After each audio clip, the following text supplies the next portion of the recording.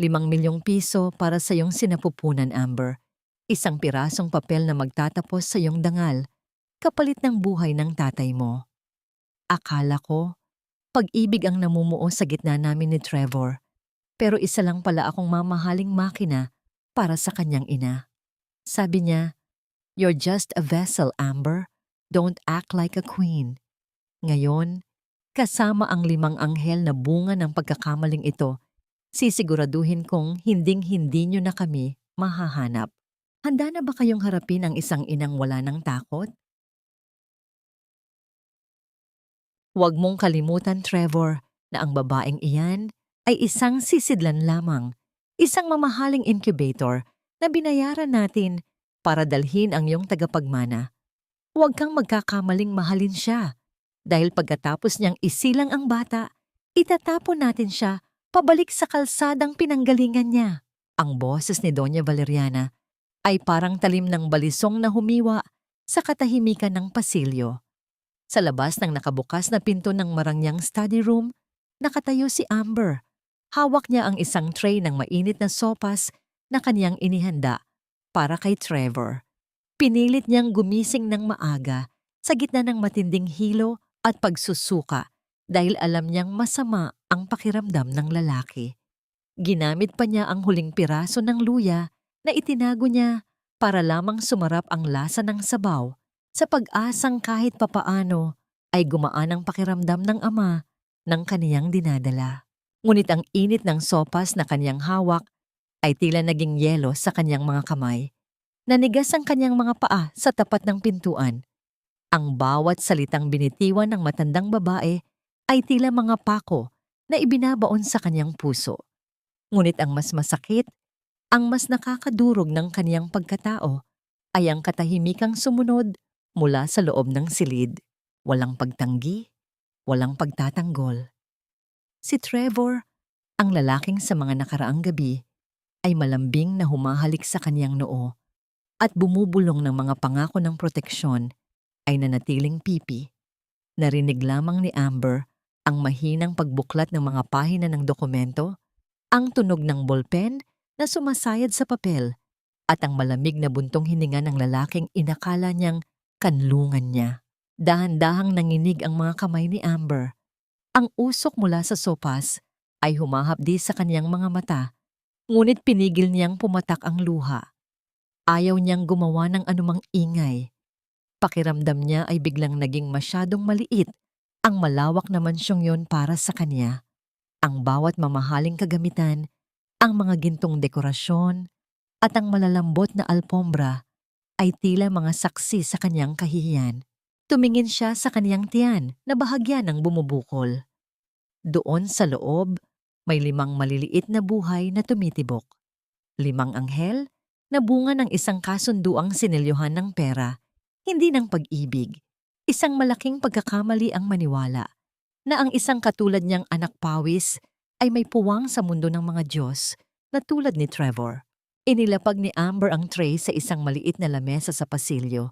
Maingat niya itong ginawa, kahit na ang kaniyang buong katawan ay tila gumuho na. Habang papalayo siya sa silid na yon, ang bawat hakbang niya ay tila paglayo sa lahat ng pangarap na kaniyang binuo sa nakalipas na mga buwan. Pagdating niya sa kaniyang sariling silid, sinarado niya ang pinto at sumandal dito. Ang dilim ng silid ay tila yumayakap sa kaniyang pighati. Kinapa niya ang kaniyang bulsa at inilabas ang isang gusot na sobre na ibinigay sa kanya ng sekretarya ni Doña Valeriana kaninang umaga. Sa loob nito ay ang tseke na nagkakahalaga ng ₱5,000,000, ang kabayaran sa kaniyang dangal, sa kaniyang luha at sa kaniyang mga anak. Kasama ng tseke ay ang isang pahina ng karagdagang kontrata na hindi ipinakita sa kanya noon. Nakasaad doon sa maliliit na titik. Ang surrogate ay mawawalan ng lahat ng karapatan bilang ina sa oras na mailabas ang mga bata. Anumang pagtatangka na makipag-ugnayan sa pamilya Valeriana pagkatapos ng panganganak ay ituturing na paglabag sa batas. Nanuyo ang kaniyang lalamunan. Tumingin siya sa bintana kung saan ang ulan ay nagsisimulang pumatak, lumilikha ng malulungkot na guhit sa salamin. Ang bawat patak ay tila paalala ng kanyang kawalan ng kapangyarihan. Hanggang kailan mo kayang ipagpalit ang iyong kaluluwa para sa kaligtasan ng iyong pamilya? Hanggang kailan mo kayang tiisin ang pagiging isang gamit lamang sa mata ng taong sinisimulan mo ng mahalin? Napaupo si Amber sa gilid ng kama, yakap ang kanyang sarili habang ang malamig na hangin mula sa aircon ay humahaplos sa kanyang balat. Ang katahimikan ng mansyon ay tila isang malaking hukay na handang lalamon sa kanya. Sa kanyang isip, isang desisyon ang nagsimulang mabuo. Isang mapanganib na landas na maaring magligtas sa kanyang mga anak. Ngunit tuluyang sisira sa kanyang buhay. Napatitig siya sa tseke sa kanyang kandungan. Ang 5 milyong piso ba ay sapat na pambayad sa 5 pusong kukunin sa kanya? O ito na ang huling pagkakataon niya upang tumakas bago pa man siya tuluyang maging anino sa sarili niyang kwento? Para sa kanila, ang buhay ni tatay ay may presyo. At ang presyo na yon ay ang mismong kaluluwa ko. Hinanap ng mga daliri ni Amber ang luma at kupas na litrato ng kanyang ama na nakatago sa ilalim ng kanyang unan. Ang papel ay malutong na at may mga mantsa ng luha mula sa maraming gabing nagdaan. Sa larawang iyon, nakangiti ang kanyang tatay Manuel habang buhat siya noong bata pa siya.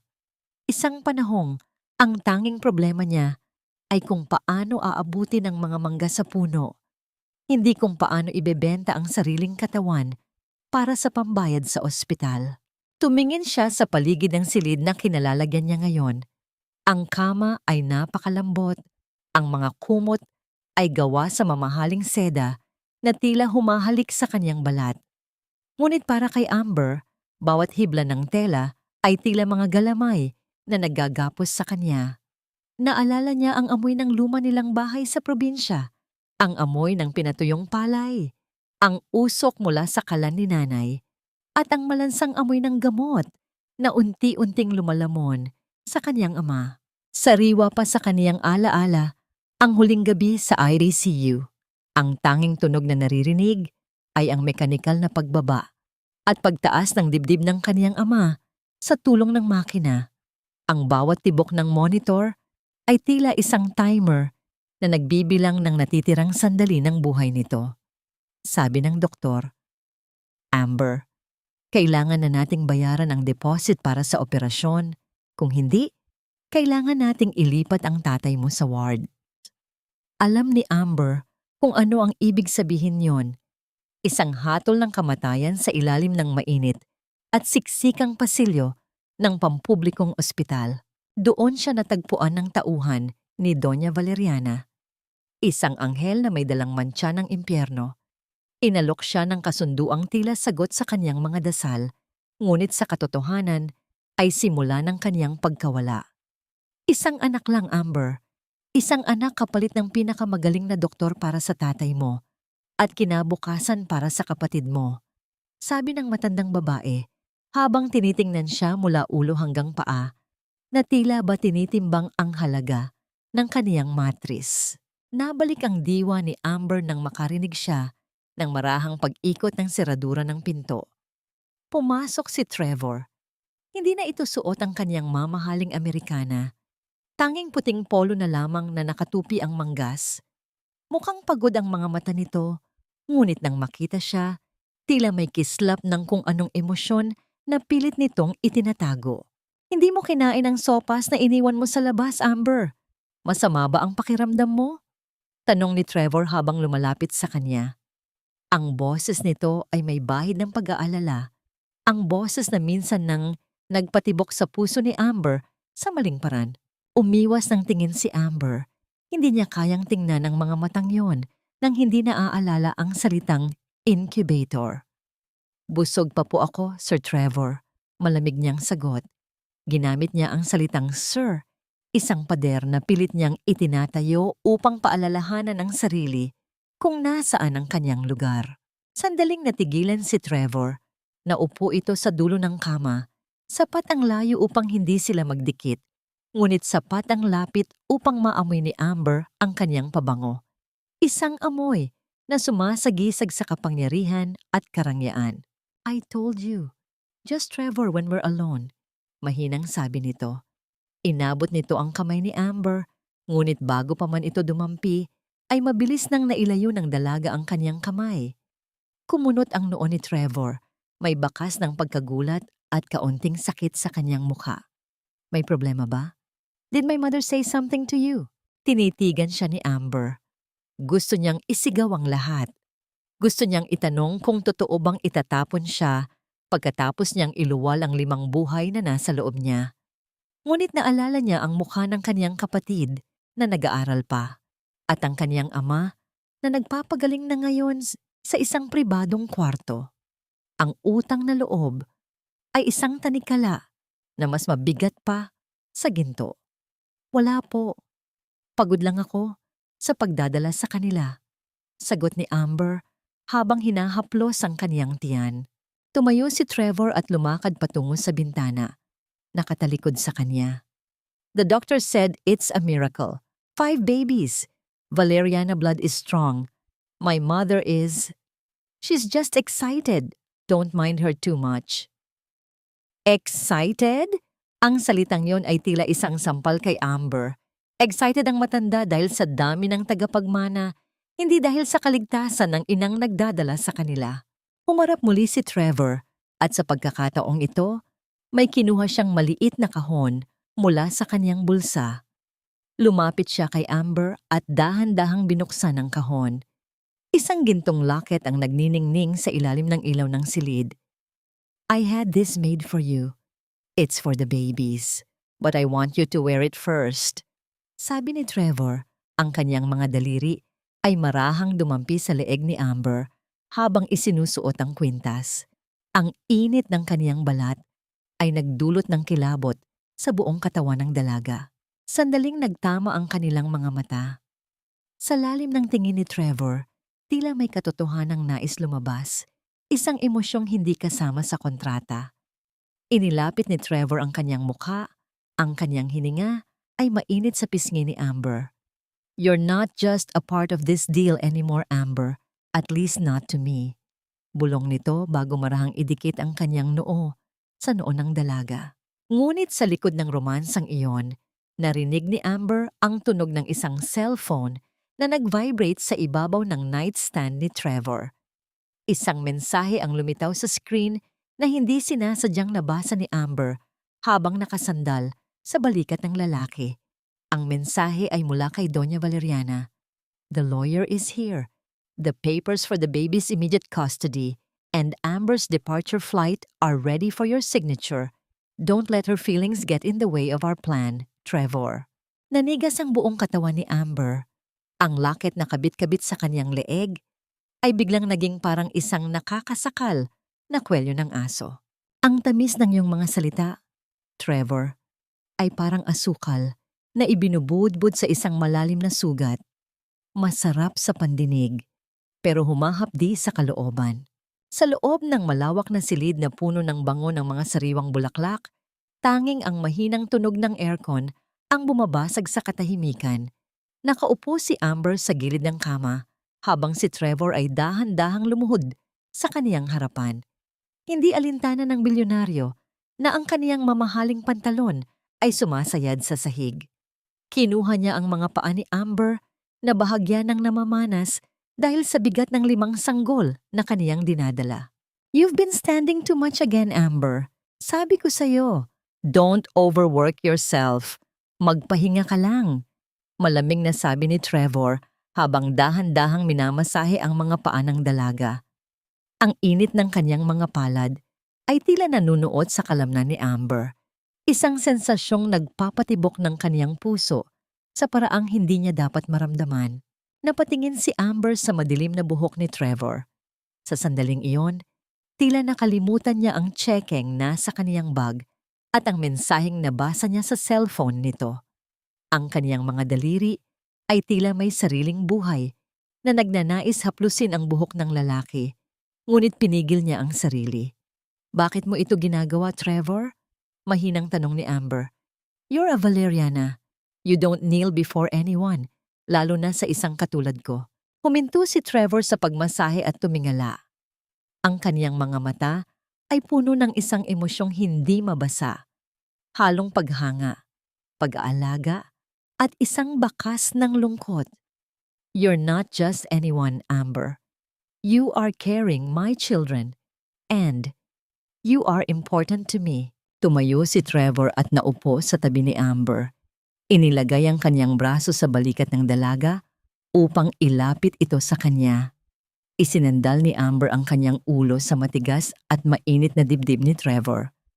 Sa bawat tibok ng puso ng lalaki, tila may isang himig ng pag-asa na nabubuo sa kanyang isip.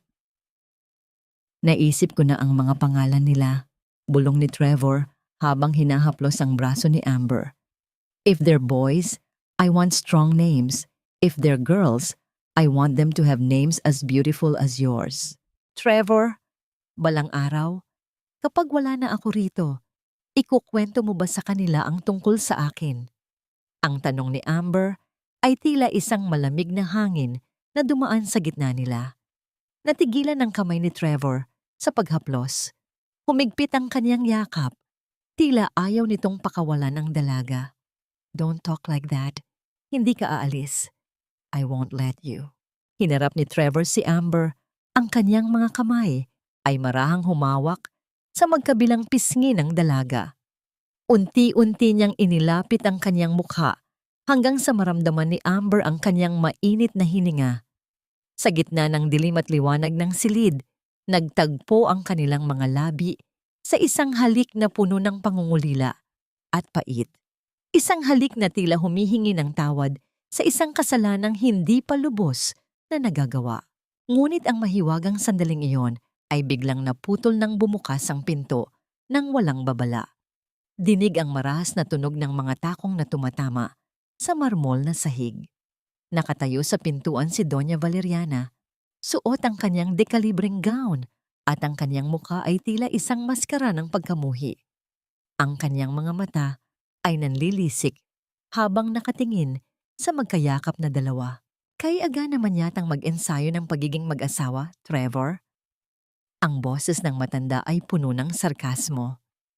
Huwag mong kalimutan, may mga bisita tayo sa baba. Ang pamilya ni Monica ay naghihintay para sa inyong dinner engagement at ikaw, babae. Lumingon siya kay Amber na tila nakakita ng isang dumi sa kanyang sapatos. Huwag mong isiping ang paghalik sa anak ko ay magbabago sa presyo mo. You are here for one reason, and one reason only. Matapos ang 9 na buwan, ang tanging matitira sa iyo ay ang pera sa bangko mo at ang alaala ng kung gaano ka naging desperada. Naramdaman ni Amber ang paglayo ng katawan ni Trevor sa kanya. Bagamat dahan-dahan, ang distansyang yon ay tila naging isang malawak na bangin. Tumayo si Trevor at inayos ang kanyang polo, hindi makatingin ng diretso kay Amber. I'll be down in a minute, Mom, sagot ni Trevor sa isang boses na biglang naging malamig at formal. Bago lumabas ang matanda, may inilapag siyang isang folder sa ibabaw ng lamesa, malapit sa pinto. Isang ngiting mapangapi ang gumuhit sa kanyang mga labi. Basahin mo yan, Amber. Iyan ang schedule ng paglipat mo sa isang private facility sa Tagaytay sa susunod na linggo. Doon ka mananatili hanggang sa manganak ka, malayo sa anak ko, at malayo sa anumang maling akala. Nang makaalis ang matanda, tanging ang tunog ng sariling pintig ng puso ni Amber ang kaniyang naririnig. Tumingin siya kay Trevor, umaasang makakita ng kahit isang bakas ng pagtutol, ngunit ang lalaki ay abala na sa pagsusuot ng kaniyang relo. Magpahinga ka na, Amber. I have to go, sabi ni Trevor nang hindi lumilingon bago mabilis na lumabas ng silid. Naiwan si Amber na nakatitig sa folder na kulay itim. Ang tamis ng halik ni Trevor ay napalitan ng lasa ng bakal at luha sa kaniyang bibig. Alam niya, ang gintong hawla ay unti-unti nang sumasara at sa susunod na linggo, mawawala na sa kanya ang tanging dahilan kung bakit niya piniling manatili sa impyernong ito. Para kang isang basahang ginto, Amber. maganda sa malayo, pero basahan pa rin na itatapon kapag tapos ng gamitin.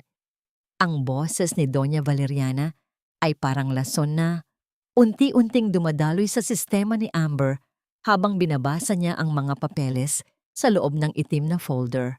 Hindi na nakapaghintay ang matanda hanggang sa susunod na linggo. Bumalik ito sa silid ni Amber matapos makaalis ni Trevor para sa kanyang dinner engagement. Sa bawat pahina na kaniyang binubuklat, tila nawawalan ng hangin sa loob ng kwarto. Nakasaad doon ang mga detalye ng kaniyang pagkukulong sa Tagaytay. Walang cellphone, walang bisita, at tanging mga nurse at security guard na pinili ng matanda ang makakasama niya. Isang gintong bilangguan para sa isang inang turing ay instrumento lamang. Iniisip mo ba na ililigtas ka ni Trevor? Isang mapait na tawa ang kumawala sa mga labi ng matanda habang dahan-dahang naglalakad paikot sa kama ni Amber. Ang tunog ng kanyang mga mamahaling alahas na nagkakabungguan ay tila isang babala. Si Trevor ang mismong pumirma sa request na ilipat ka. Sabi niya sa akin kanina, "Mom, gawin mo ang nararapat para hindi masira ang imahe ko kay Monica." Hindi ba't nakakatawa? Ang lalaking kani-kanina lang ay humahalik sa'yo. Siya ring nag-utos na itago ka na parang isang kahiya-hiyang sikreto. Dagdasan ni Dakamay Kumi. Umiling si Amber, pilit na itinatanggi ang naririnig. Hindi magagawa ni Trevor yon. Pinoprotektahan niya ako.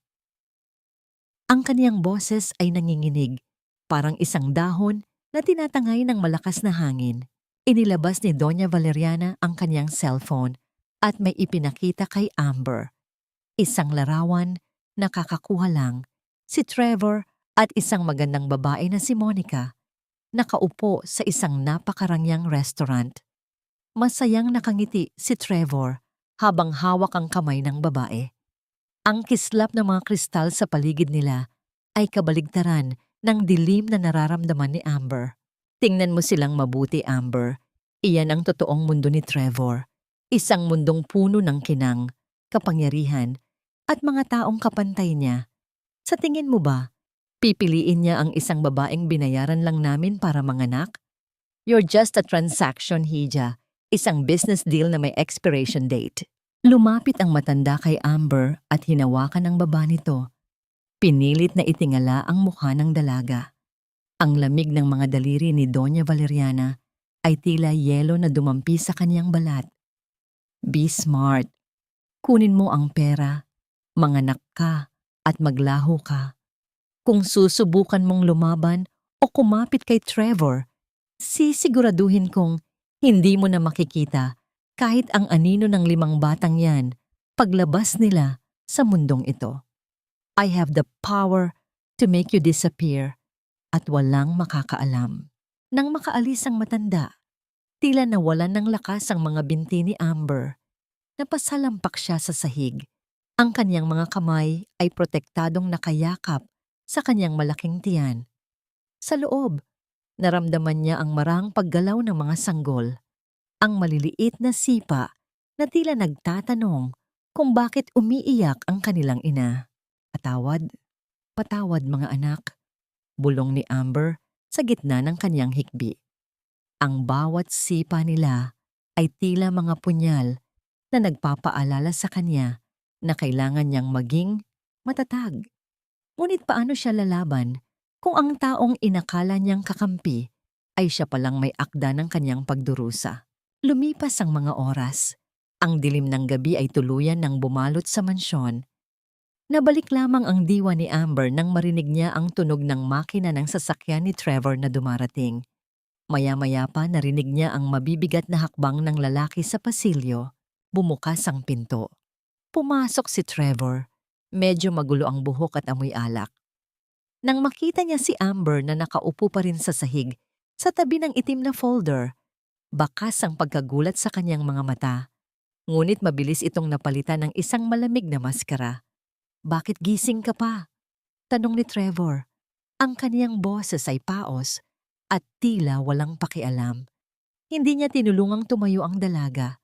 Sa halip naglakad siya patungo sa minibar sa loob ng silid at nagsali ng inumin. Tiningnan ni Amber ang lalaki. Ang lalaking ilang oras lang ang nakakalipas ay nangakong hindi siya pababayaan. Ngayon, ang amoy ng pabango ng ibang babae habo ay kumakapit sa kanyang damit.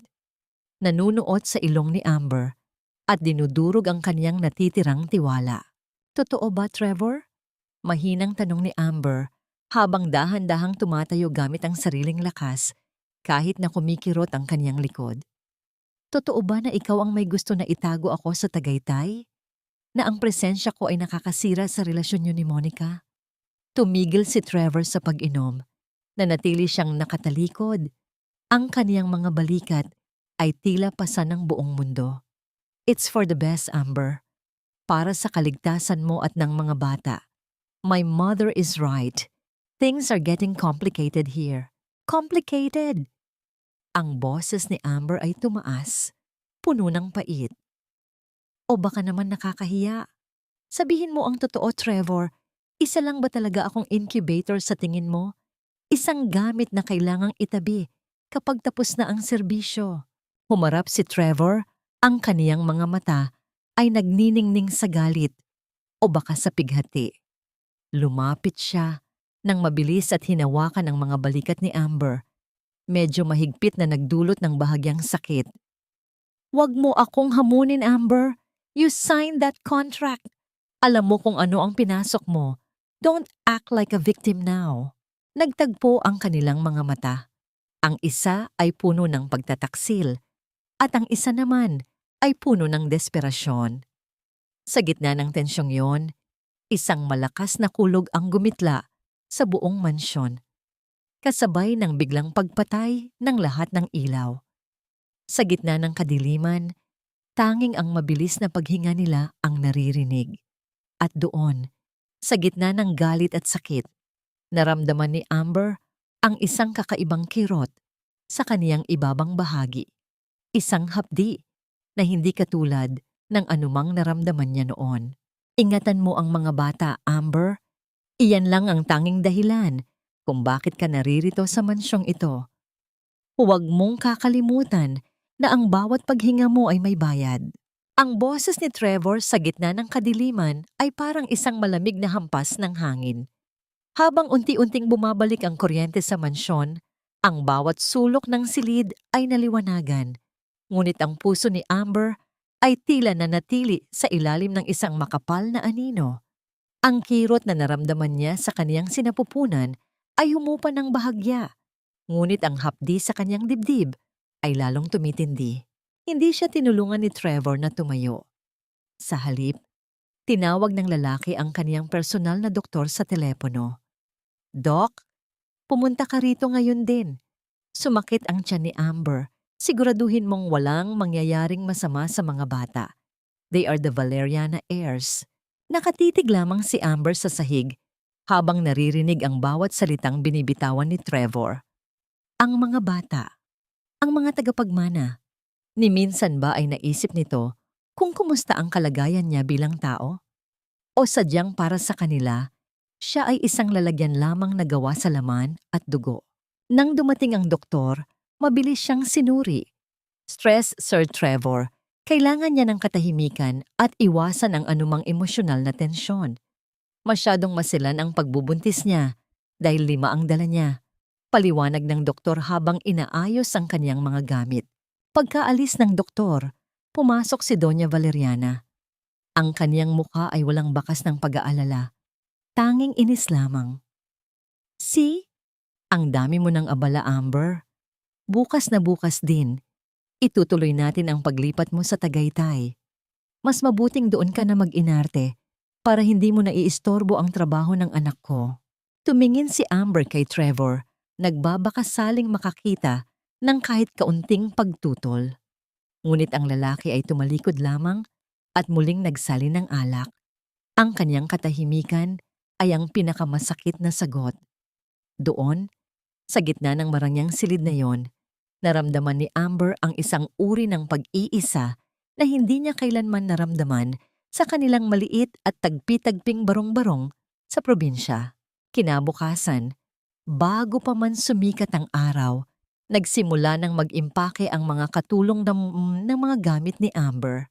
Nakita niya ang dalawang malalaking lalaki na nakatayo sa labas ng kanyang pinto. Mga security guard na inutusan ni Doña Valeriana na magbantay sa kanya hanggang sa makarating sa Tagaytay.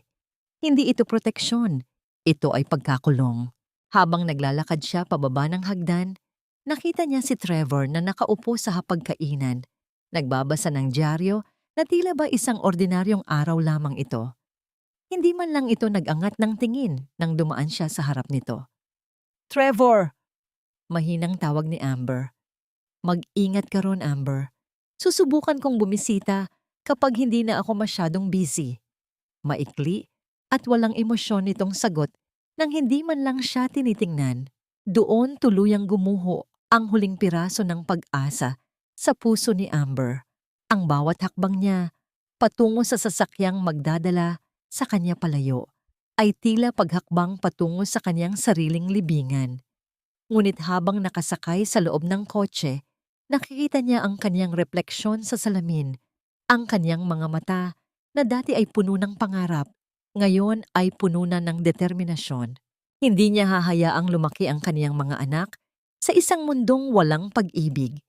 Hindi niya hahayaang maging mga robot ang kanyang mga sanggol sa ilalim ng kamay ni Doña Valeriana. Nang tumigil ang sasakyan sa isang gasolinahan, sa gitna ng biyahe, ginamit ni Amber ang kanyang huling lakas ng loob.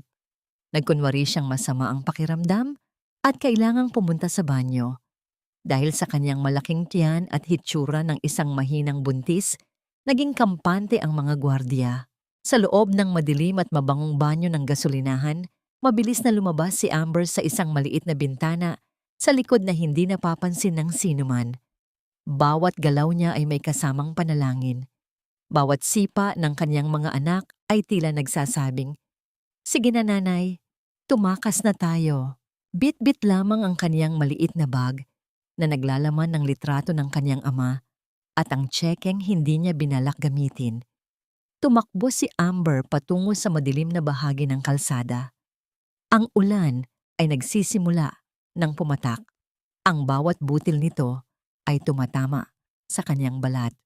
Tila hinuhugasan ang bawat bakas ng pamilya Valeriana sa kanyang katawan. Nakarating siya sa isang maliit na terminal ng bus. Hingal na hingal, basa ng ulan, at nanginginig sa ginaw. Sumakay siya sa unang bus na papaalis. Hindi mahalaga kung saan, basta malayo sa gintong hawlang iyon. Habang umaandar ang bus, napatingin si Amber sa madilim na bintana. Ang kaniyang puso ay punong-puno ng takot.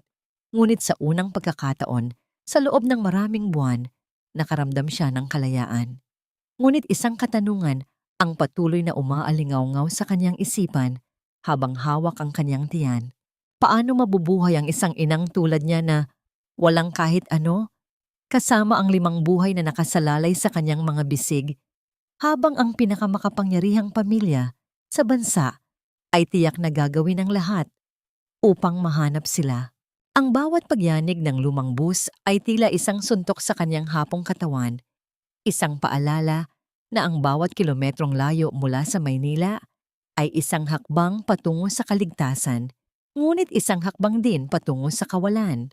Sa loob ng madilim na bus, tanging ang mahinang liwanag mula sa mga poste ng kalsada ang tumatama sa mukha ni Amber. Yakap niya ang kaniyang sarili, pilit na kumakapit sa kaniyang natitirang lakas habang ang lamig ng gabi ay dahan-dahang nanunuot sa kaniyang basang kasuotan. Ang amoy ng lumang upuan at krudo ay nagpapaikot sa kaniyang sikmura, ngunit kailangan niyang magtiis para sa kaniyang mga anak, kahit ang pinakamalayong dulo ng mundo ay lalakbayin niya. Nang tumigil ang bus sa isang maliit na baryo na napapalibutan ng matatayog na puno ng niyog at malalawak na bukirin, hirap na bumaba si Amber. Ang pangalan ng lugar ay Barrio Silencio, isang pook na tila nakalimutan na ng panahon, kung saan ang tanging maririnig ay ang bulong ng hangin at ang huni ng mga kuliglig. Habang naglalakad sa madilim na kalsada, naramdaman ni Amber ang matinding pagbigat ng kaniyang tiyan. Ang kaniyang mga binti ay tila gawa sa tingga, at ang kaniyang paningin ay nagsisimula ng lumabo. Sa bawat paghakbang, parang may humihila sa kanya pababa sa lupa, hanggang sa hindi na niya kinaya. Ang kanyang katawan ay dahan-dahang bumigay, at ang huling nakita niya ay ang malabong liwanag mula sa isang maliit na kubo bago tuluyang lamunin ng dilim ang kanyang malay. Nagising si Amber sa loob ng isang silid na amoy tuyong dahon at sariwang kape. Ang higaan ay gawa lamang sa kawayan at may sapin na manipis na banig, ngunit pakiramdam niya ay mas ligtas siya rito kaysa sa anumang marangyang kama sa mansyon ng mga Valeriana. Isang matandang babae ang pumasok, may dalang planggana ng maligamgam na tubig. "Gising ka na pala, Hija! Huwag kang biglang babangon, baka mahilo ka muli," malambing na sabi ng matanda. Siya si Aling Rosa, isang byudang nakatira mag-isa sa dulo ng baryo. Ang kaniyang mukha ay may mga ukit ng maraming taon ng pagsusumikap, ngunit ang kaniyang mga mata ay puno ng kabutihan. "Salamat po. Nasaan po ako?" Mahinang tanong ni Amber habang hinahaplos ang kaniyang tiyan upang masigurong ligtas ang kaniyang mga anak. "Nasa Baryo Silencio ka. Nakita kitang nakahandusay sa tapat ng bakuran ko kagabi. Basang-basa ka ng ulan at tila ba hinahabol ng sariling anino." Paliwanag ni Aling Rosa habang maingat na pinupunasan ang noo ni Amber. "Huwag kang mag-alala. Ligtas ka rito. Walang masyadong napapadpad na tagalabas sa lugar na ito."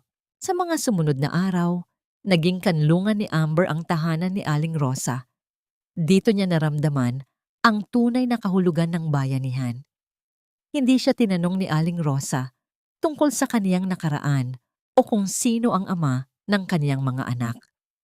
Tinanggap siya nito nang walang pag-aalinlangan. Ibinahagi ang kakarampot na pagkain at pinatira sa maliit nitong silid.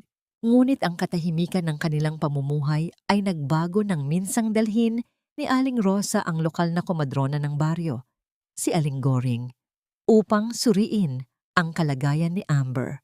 Napansin kasi ni Aling Rosa na ang laki ng tiyan ni Amber ay hindi normal para sa isang babaeng ilang buwan pa lamang ang dinadala.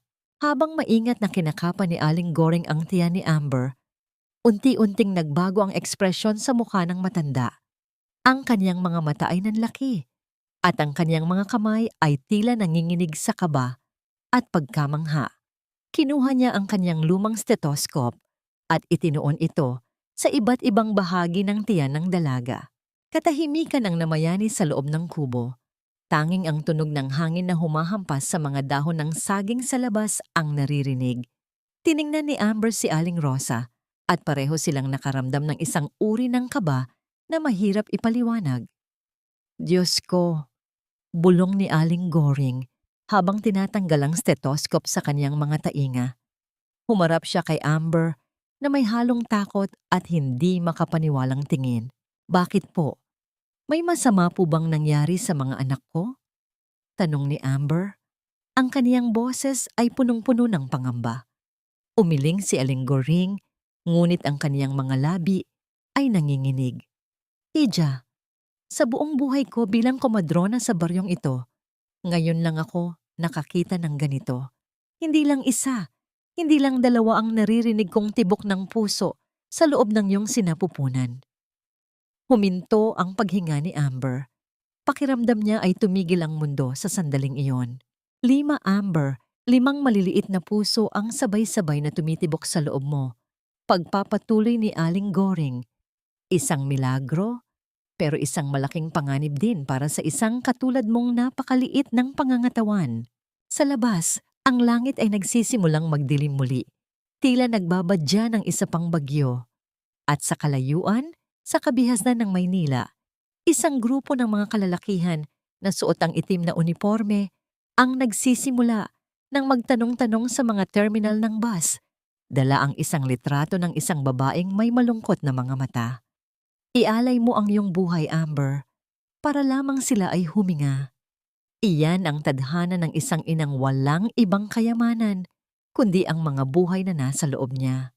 Ang bawat pagkirot sa sinapupunan ni Amber ay tila isang malakas na hampas ng dambuhalang alon na unti-unting dumudurog sa kanyang katinuan.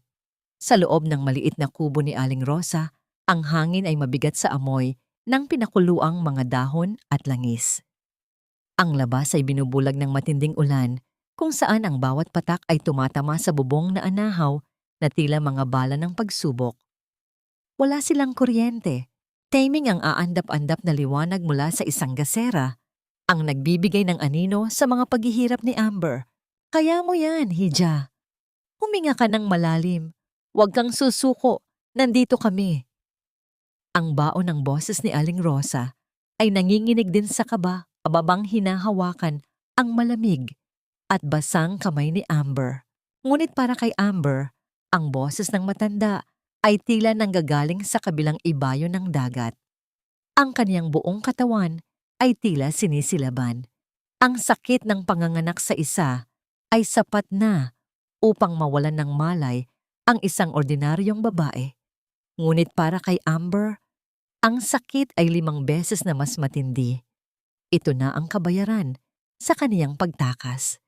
Ito ang sakripisyong kailangan niyang gawin upang ang mga anak niya ay hindi maging alipin ng pera at kapangyarihan.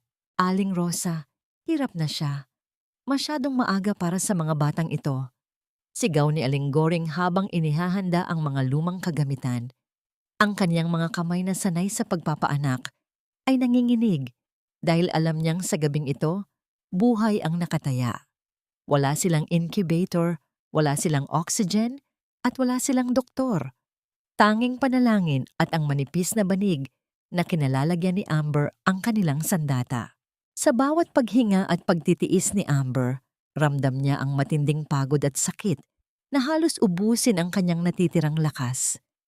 Mahigpit niyang kinapitan ang palad ni Aling Rosa habang pilit pinipigilan ang anumang ingay na maaaring makatawag ng pansin sa kanilang kinaroroonan. Namumuti ang kanyang mga labi sa sobrang pagpipigil at ang bawat galaw ng kanyang katawan ay tila mabigat at nakakapanghina.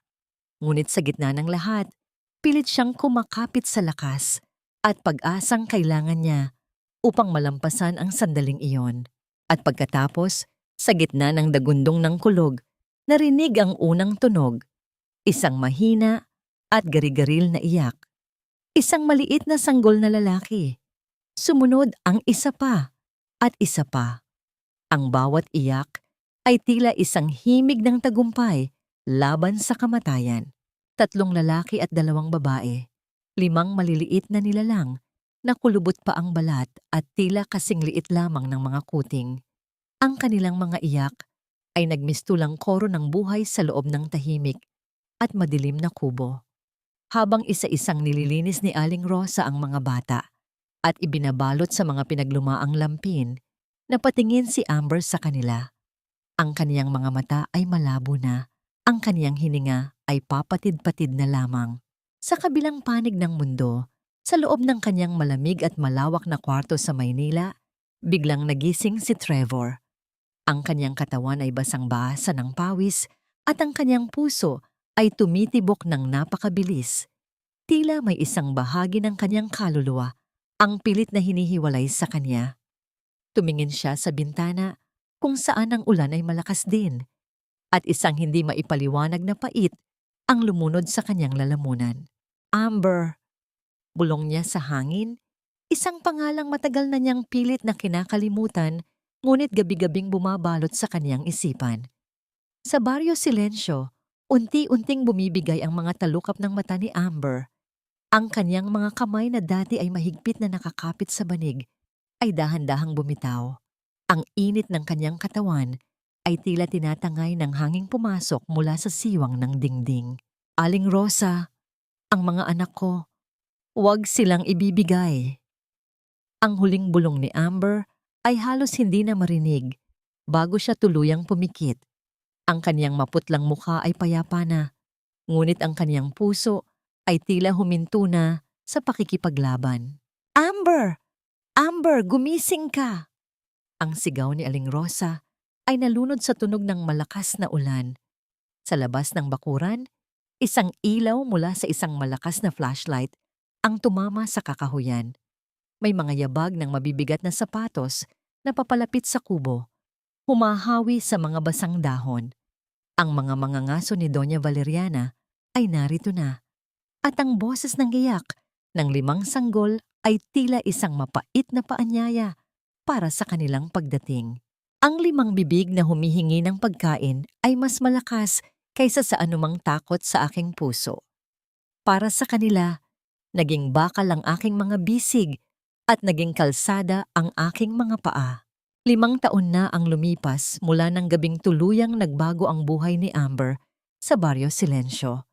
Sa kabutihang palad na iligaw ng mga kapitbahay ni Aling Rosa ang mga tauhan ni Doña Valeriana. Ang mga magsasakang sanay sa hirap at dilim ng gabi ay nagtulungan, nagkunwaring may hinahabol na magnanakaw sa kabilang direksyon upang mabigyan ng pagkakataong makatakas si Amber. Sa gitna ng malakas na ulan at kaguluhan ng gabi, ligtas niyang naisama ang 5 sanggol patungo sa isang mas tahimik at liblib na bayan sa dulo ng lalawigan, kung saan unti-unti niyang sinubukang buuin muli ang kanilang buhay. Ngayon, sa isang maliit na dampa sa gilid ng mataong palengke ng San Isidro, ang umaga ni Amber ay hindi nagsisimula sa sikat ng araw, kundi sa ingay ng 5 maliliit na paa na naguunahan sa pagsalubong sa kanya. "Nanay, Nanay!" Si Mateo po. Kinuha ang tsinelas ko. Ang sigaw ni Lia, ang bunso sa 5 magkakapatid, habang humahabol sa kanyang kuya. "Mateo, ibalik mo yan sa kapatid mo. Mag-aayos pa tayo para sa palengke." Mahinang saway ni Amber habang maingat na inilalabas ang bagong luto na bibingka mula sa hurno. Ang pawis ay gumagapang sa kanyang noo at ang kanyang mga kamay ay may mga bakas ng paso mula sa pagluluto sa uling. Ngunit ang kanyang mga mata ay puno ng ningning habang tinitingnan ang kaniyang mga anak. Sina Mateo, Lucas at Juan, ang 3 batang lalaki na may matitigas na panga at matatangkad na pangangatawan, eksaktong kopya ng kanilang ama. At sina Maria at Lia, ang 2 batang babae na nakuha ang kaniyang mapupungay na mata at matatamis na ngiti. Sila ang kaniyang 5 anghel, ang kaniyang 5 dahilan kung bakit kahit paos ang kanyang boses sa pagsisigaw sa palengke ay hindi siya napapagod. Mahirap ang buhay. Minsan, ang isang pirasong tuyo ay pinaghahati-hatian nilang 6. Ang kanilang mga damit ay gawa sa mga pinaglumaang tela na tinahitahi ni Amber, ngunit palaging malinis at amoy araw. Ang bawat sentimo ng kaniyang kinikita sa pagtitinda ng bibingka at kakanin ay sapat lamang para sa kanilang pang-araw-araw na pagkain at kaunting pambayad sa upa. "Nanay, ako na po ang magdadala ng basket," presinta ni Juan, ang pinakamatulungin sa 5, habang sinusubukang buhatin ang mabigat na basket ng mga kakanin. "Salamat anak, pero kailangan nyo ring mag-aral ng mga leksyon nyo habang nagtitinda ako, ha?" Paalala ni Amber habang hinahaplos ang buhok ng bata. Ang kanyang puso ay kumikirot sa tuwing naiisip niya na sa murang edad ay kailangan na nilang maranasan ang hirap ng buhay. Ngunit sa tuwing makikita niya ang kanilang mga ngiti, alam niyang tama ang naging desisyon niyang tumakas. Dito, kahit salat, sila ay malaya. Sa palengke, si Amber ay kilala bilang ang ina ng 5 anghel. Maraming humahanga sa kanyang tatag, ngunit marami rin ang nagtataka kung nasaan ang ama ng mga bata. Nanatiling tikom ang bibig ni Amber. Para sa kanya, ang nakaraan ay isang saradong aklat na hindi na dapat muling buksan. Isang hapon, habang abala si Amber sa pagbabalot ng bibingka para sa isang suki, naramdaman niya ang biglang pagtahimik ng paligid. Ang ingay ng mga nagtitinda at mamimili ay tila naputol, at ang tanging maririnig ay ang dahan-dahang pag-ikot ng mga gulong sa semento. Isang itim at kumikinang na SUV, isang sasakyang Tila naligaw mula sa mundo ng mga mayayaman, ang dahan-dahang huminto sa tapat ng kaniyang pwesto. Ang kislap ng sasakyang yon ay masyadong masakit sa mata sa gitna ng maruming palengke. Nanigas si Amber. Ang kaniyang mga kamay na hawak ang dahon ng saging ay nagsimulang manginig. Hindi niya kailangang makita ang plaka o ang driver. Ang amoy ng kapangyarihan at karangyaan na dala ng sasakyang yon ay sapat na upang bumalik ang lahat ng takot na kaniyang ibinaon sa 5 taon. Bumukas ang pinto ng sasakyan. Isang pares ng mamahaling sapatos na balat ang unang lumapat sa maputik na kalsada. Kasabay nito ang malakas na pagsara ng pinto na tila isang hatol ng tadhana. "Nanay, sino po sila? Bakit ang ganda ng sasakyan nila?" Tanong ni Maria habang nakakapit sa laylayan ng kaniyang kupas na duster. Hindi nakasagot si Amber. Ang kaniyang paningin ay nakatuon lamang sa anino ng lalaking unti-unting lumalapit sa kanya. Ang bawat hakbang nito ay tila nagpapayanig sa kaniyang buong mundo. Nang tuluyang huminto ang lalaki sa harap ng kaniyang maliit na lamesa, dahan-dahang nag-angat ng tingin si Amber. Doon, sa gitna ng alikabok at ingay ng palengke, nagtagpo ang kanilang mga mata matapos ang mahabang panahon, ngunit hindi ito si Trevor. "Ang tagal ka naming hinanap, Amber. Akala mo ba ay ganoon lang kadaling takasan ang obligasyon mo sa pamilya Valeriana?" Ang boses ng lalaki ay malamig at puno ng pagbabanta.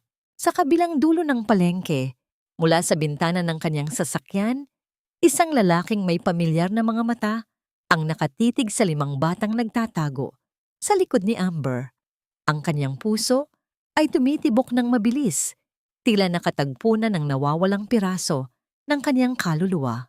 Ang bawat sulok ng mansyong Valeriana ay tila isang museo ng mga alaalang nais ko ng ibaon. Ngunit gabi-gabi ay pilit itong gumagapang pabalik sa aking isipan upang ipaalala ang aking mga pagkakamali. Sa loob ng malawak na study room kung saan 5 taon na ang nakalilipas, ay narinig ni Amber ang kanyang hatol. Nakaupo si Trevor. Ang kanyang paligid ay puno ng karangyaan, mga mamahaling libro, antigong lamesa, at ang pinakamodernong teknolohiya. Ngunit ang kanyang mukha ay tila isang anino ng lalaking puno ng buhay noon. Ang kanyang mga mata ay may malalalim na lila sa ilalim.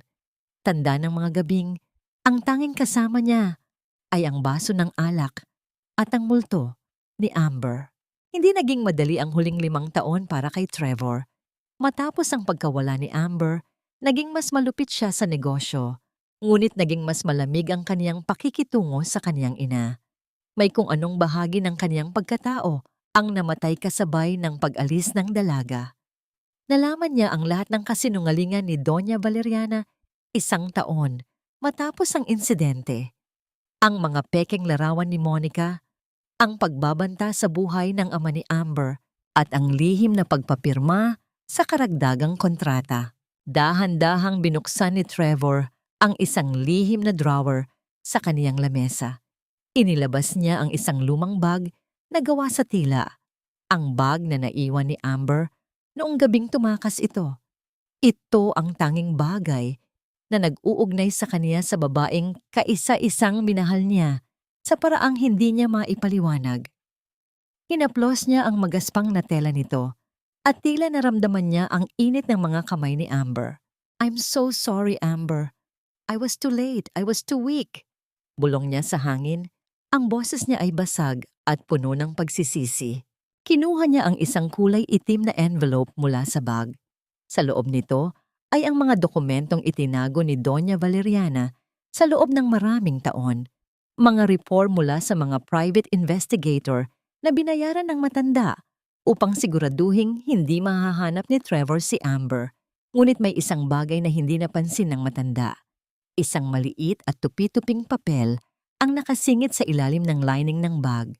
Nang buksan ito ni Trevor, tila tumigil ang kaniyang mundo.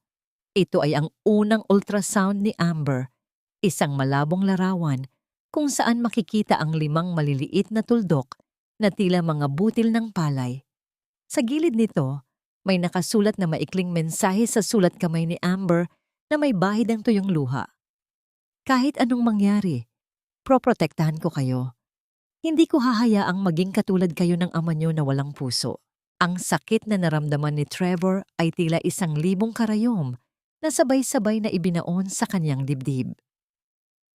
Sa loob ng 5 taon, naniwala siya sa kanyang ina na baka nawala ang mga bata o ipinalaglag ni Amber dahil sa galit. Ngunit ang papel na ito ay saksi sa pag-ibig ng isang inang handang ibuwis ang lahat.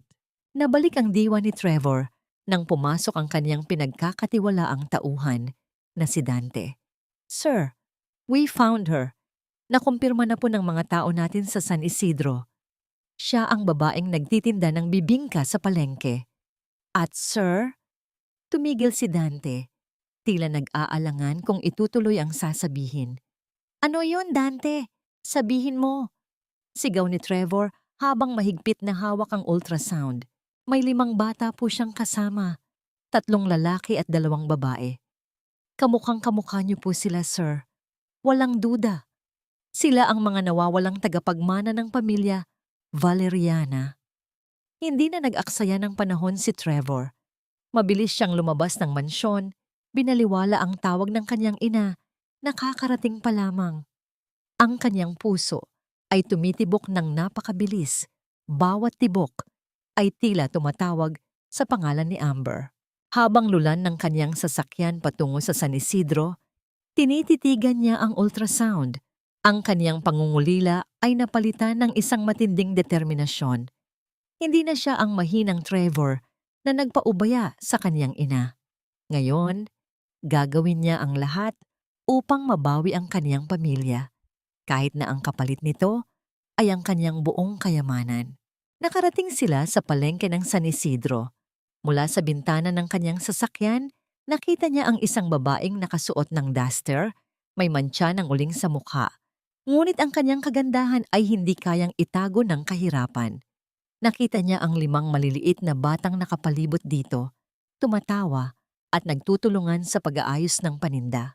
Isang mapait na ngiti ang gumuhit sa mga labi ni Trevor habang nanunubig ang kanyang mga mata. Ang kanyang mga anak, ang kanyang Amber, sila ay nabubuhay sa hirap habang siya ay nalulunod sa ginto sa loob ng kanyang mansyon. "Wait for me, Amber. I'm coming home," bulong niya habang dahan-dahang binubuksan ang pinto ng sasakyan. Ngunit bago pa siya makalabas, nakita niya ang kanyang tauhan na si Dante na naunang lumapit kay Amber. Nakita niya ang takot sa mukha ng dalaga at ang pagprotekta nito sa mga bata. At sa kabilang dulo ng kalsada, nakita ni Trevor ang isa pang sasakyan, isang sasakyang pag-aari ng kanyang ina. Ang kaniyang puso ay binalot ng matinding kaba. Hindi lang siya ang nakahanap kay Amber, ang kaniyang ina ay narito rin. At ang matandang babae ay may dalang isang dokumentong maaring tuluyang maghiwalay sa kanya at sa kaniyang pamilya magpakailanman.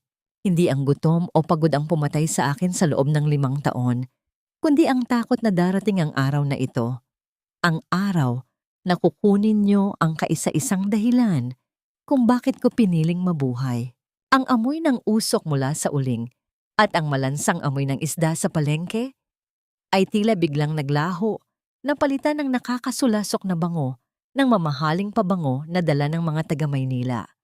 Nakatayo si Amber sa harap ng kaniyang maliit na lamesa. Ang kaniyang mga kamay ay mahigpit na nakakapit sa balikat ni Mateo at Lucas. Ang 3 pang bata ay nakakubli sa likod ng kaniyang kupas na duster. Ang kanilang maliliit na daliri ay humahawak sa kaniyang binti na tila ba doon lamang sila ligtas. "Huwag kang gumawa ng eksena rito, Amber. Alam mo kung sino ang kinakalaban mo." Ang boses ni Dante ay mababa, ngunit puno ng awtoridad. Sapat na upang marinig ng mga miron sa paligid. Ang mga nagtitinda ng gulay at karne ay nagsisimula ng magbulungan, ang kanilang mga mata ay palipat-lipat sa magandang tindera ng bibingka at sa mga lalaking tila galing sa ibang planeta. "Wala akong kinakalaban. Namumuhay kami ng tahimik dito. Umalis na kayo bago pa ako tumawag ng tanod. Ang sigaw ni Amber, bagamat ang kaniyang boses ay bahagyang nanginginig. Nanay, natatakot po ako. Bulong ni Leah, ang kaniyang bunsong anak, habang nagsisimulang mamuo ang luha sa kaniyang malalaking mata. Ang iyak ng bata ay tila isang kuryenteng gumising sa natutulog na galit sa puso ni Amber. Sa loob ng itim na sasakyan, hindi na nakayanan ni Trevor ang kaniyang nakikita. Ang bawat luhang pumapatak sa mukha ng kaniyang mga anak ay tila asidong tumutulo sa kaniyang budhi. Binuksan niya ang pinto ng sasakyan. Ang tunog ng pagbukas nito ay tila isang hudyat ng digmaan. Ngunit bago pa siya makahakbang patungo kay Amber, isa pang sasakyan ang huminto ng marahas sa kabilang panig ng kalsada. Mula rito ay bumaba ang mga tauhan ni Doña Valeriana. Suot ang kanilang unipormeng asul. Ang kanilang mga mukha ay walang emosyon, bitbit ang mga papeles na may selyo ng korte. By the power of the law and the request of the legal heirs of the Valeriana estate, kailangan naming makuha ang mga bata para sa isang DNA test at pansamantalang custody, ang deklara ng isang lalaking naka-Amerikana. Anong custody? Ako ang ina nila.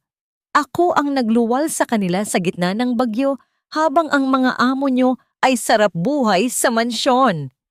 Ang sigaw ni Amber na umalingaw-ngaw sa buong palengke.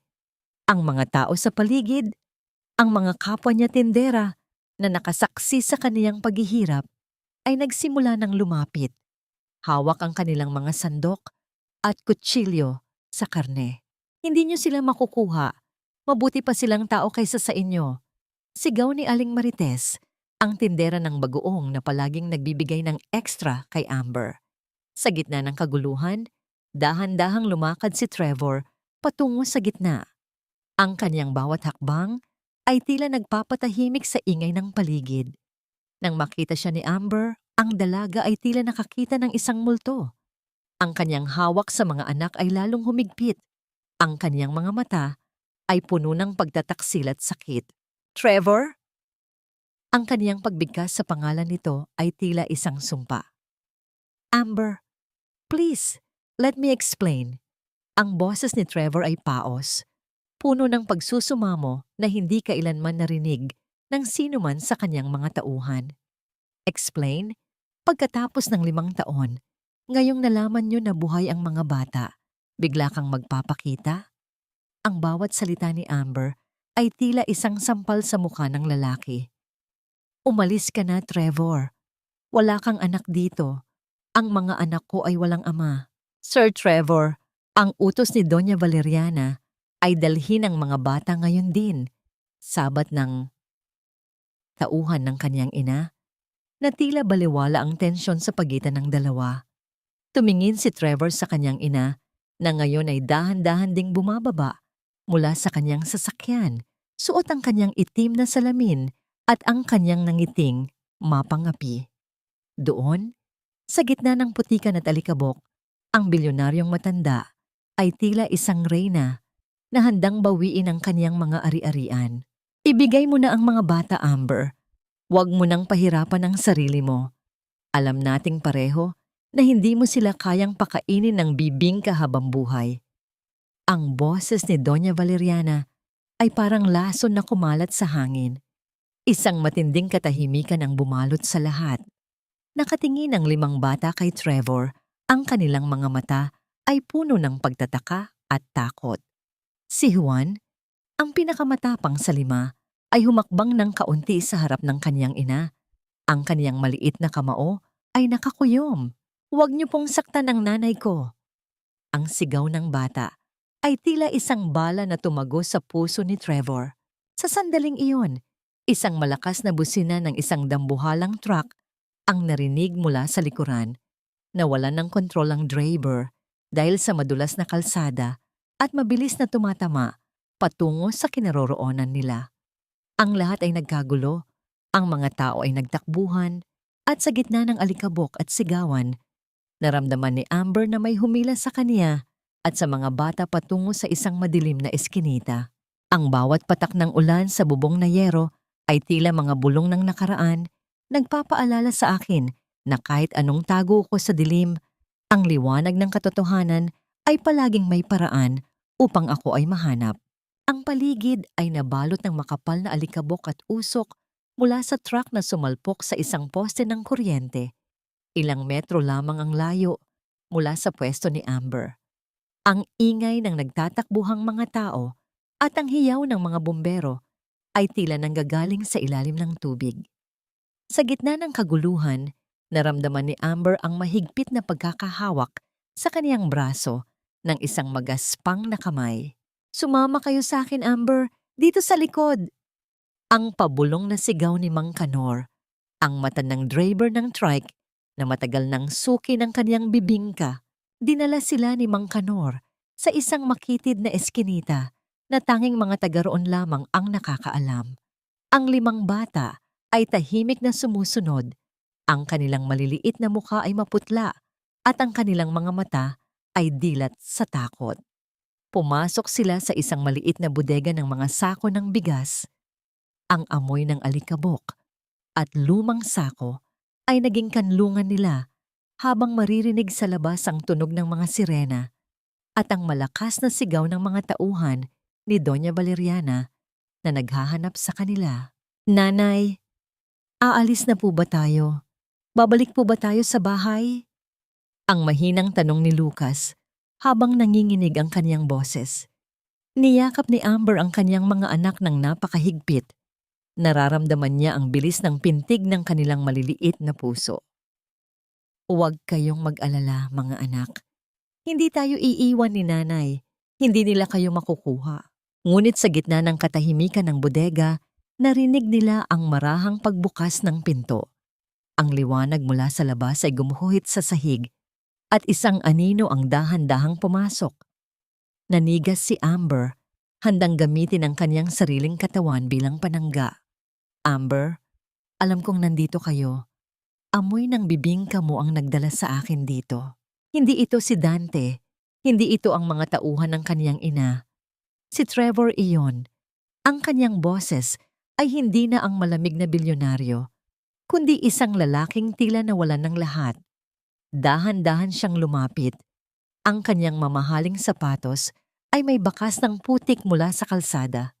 "Umalis ka na, Trevor. Huwag mo kaming ituro sa kanila." Ang pakiusap ni Amber, ang kaniyang mga mata ay nanunubig na. Tumigil si Trevor ilang hakbang bago makalapit sa kanila. Naupo siya sa isang tumpok ng sako. Ang kaniyang mga balikat ay tila pasan ng buong bigat ng langit. "Hindi ko kayo ituturo. Pinalayo ko na ang mga tauhan ni Dante sa kabilang kalsada." Pero si Mama, hindi siya titigil, Amber. May dala siyang mga abogado. May mga papeles na siya mula sa korte para sa sapilitang DNA test. "Bakit nandat, Trevor? Bakit ngayon lang?" Ang boses ni Amber ay puno ng pait. 5 taon akong naglaban ng damit ng ibang tao, nagluto sa init ng uling, at natulog ng gutom para lang sila ay mabuhay. Saan ka noong mga gabing nilalagnat sila? Saan ka noong wala kaming pambili ng gatas? Yumuko si Trevor. Isang butil ng luha ang pumatak sa kaniyang pisngi. Isang bagay na inakala ni Amber na hindi kailanman mangyayari sa isang Valeriana. "I was a coward, Amber. Pinaniwala ako ni Mama na nawala ang mga bata. Naniwala ako sa kaniyang mga kasinungalingan dahil natatakot akong harapin ang katotohanang sinira ko ang buhay mo. Pero nang makita ko sila kanina, nang makita ko ang mga matang iyon na katulad ng sa akin, doon ko nalaman na hinding-hindi ko nahahayaang mawala kayo muli." Lumapit si Juan, ang pinakamatapang sa 5 bata, kay Trevor. Tinitigan niya ang lalaking kamukhang-kamukha niya. Inabot ng bata ang kanyang bulsa at inilabas ang isang maliit na candy na nakabalot sa plastik. Inilagay niya ito sa palad ni Trevor. Sabi ni Nanay, kapag malungkot daw po ang isang tao, kailangan niya ng matamis para gumaan ang loob. Ang inosenteng sabi ni Juan. Napahagulgol si Trevor habang hinahawakan ng maliit na candy. Ang kanyang buong pagkatao ay tila nadurog sa kabutihan ng batang kaniyang pinabayaan. Akmang yayakapin niya ang bata nang biglang marinig ang malakas na pagkalampag sa pintuan ng bodega. Dito, may nakakita sa kanila na pumasok dito. Ang sigaw ng isang lalaki mula sa labas. Nagkatinginan sina Amber at Trevor. Ang takot sa mga mata ni Amber ay napalitan ng isang matinding determinasyon. Ngunit si Trevor ay tumayo at humarang sa harap ng pinto. Amber, makinig ka. Sa likod ng bodegang ito, may maliit na butas patungo sa likod ng palengke. Nandoon ang sasakyan ni Dante na palihim kong kinuha ang susi. Umalis na kayo. Pumunta kayo sa lumang bahay ni Aling Rosa sa probinsya. Ako ang bahala rito. Ang mabilis na utos ni Trevor. Bakit mo ito ginagawa? Tanong ni Amber, hindi makapaniwala. Dahil ito lang ang tanging paraan para patunayan sa iyo na hindi na ako ang Trevor na nakilala mo noon. Sagot niya habang ang pintuan ay nagsisimula ng mabuwag mula sa labas. Takbo, Amber! Ngayon na! Habang papatakas sina Amber sa likod, narinig niya ang malakas na tunog ng pagbagsak ng pinto at ang sigawan ng mga lalaki. Ngunit may isang bagay na naiwan sa kanyang isipan. Ang imahe ni Trevor na nakatayo. Mag-isang hinaharap ang galit ng kanyang sariling pamilya para lamang sila ay makalaya. Ngunit habang pasakay sila sa sasakyan, napansin ni Amber ang isang maliit na itim na envelope na nahulog mula sa bulsa ni Juan. Nang buksan niya ito, nakita niya ang isang sulat na may selyo ni Doña Valeriana. Hindi lang pala si Trevor ang nakahanap sa kanila. May isang traidor sa loob ng kanilang maliit na komunidad sa San Isidro na nagbenta ng kanilang lokasyon. Ang bawat pag-ikot ng manibela ay tila isang pagpunit sa aking puso. Tumatakas ako palayo sa panganib. Ngunit bakit tila naiiwan ang isang bahagi ng aking kaluluwa sa bodega na yon? Sa loob ng sasakyang ibinigay ni Trevor, ang amoy ng mamahaling leather ay humahalo sa amoy ng pawis, usok, at bibingka na kumapit na sa duster ni Amber. Ang katahimikan sa loob ng SUV ay mabigat, tanging ang mabilis na paghinga ng 5 bata ang bumabasag sa hangin. Nakaupo sila sa likuran, siksikan at magkakayakap. Ang kanilang malalaking mata ay nakatitig sa likod ng ulo ng kanilang ina. Si Amber ay nanginginig ang mga kamay habang mahigpit na nakahawak sa manibela. Ang kaniyang paningin ay malabo dahil sa mga luhang pilit niyang hindi pinalalabas. Mami, sino po iyong lalaki? Bakit niya po tayo tinulungan? Ang mahinang tanong ni Mateo, ang panganay sa 5. Ang kaniyang boses ay puno ng pagtataka at isang uri ng pangungulila na hindi niya maipaliwanag. Hindi agad nakasagot si Amber. Ang bawat tanong ng kaniyang anak ay tila isang patalim na humihiwa sa kaniyang dibdib. Paano niya ipaliliwanag sa mga bata na ang lalaking iyon, ang lalaking humarang sa mga tauhan ng kaniyang lola upang sila ay makatakas, ay ang ama na 5 taon nilang hindi nakilala? Ang ama na dati ay naging dahilan ng kaniyang pagtangis. Isang kaibigan lang siya, anak. Magpahinga na muna kayo. Ang naging sagot ni Amber. Bagamat ang kaniyang lalamunan ay parang may nakabarang matalim na tinik. Habang binabaybay nila ang madilim na kalsada patungo sa lalawigan, kinuha ni Amber ang itim na sobre na nahulog mula sa kanyang anak. Sa ilalim ng liwanag ng dashboard, binasa niya ang nilalaman nito. Hindi ito dokumento ng korte. Ito ay isang listahan ng kaniyang mga schedule sa palengke, ang oras ng kaniyang pag-uwi, at ang mga pangalan ng kaniyang mga anak na isinulat sa sulat kamay ni Aling Marites. Ang hapdi ng pagtataksil ay mas matindi pa sa anumang hirap na dinanas niya sa pagtatrabaho. Si Aling Marites, ang kaisa-isang tao sa palengke na itinuring niyang pamilya, ang siyang nagbenta sa kanila sa halagang marahil ay hindi man lang aabot sa halaga ng buhay ng kaniyang mga anak.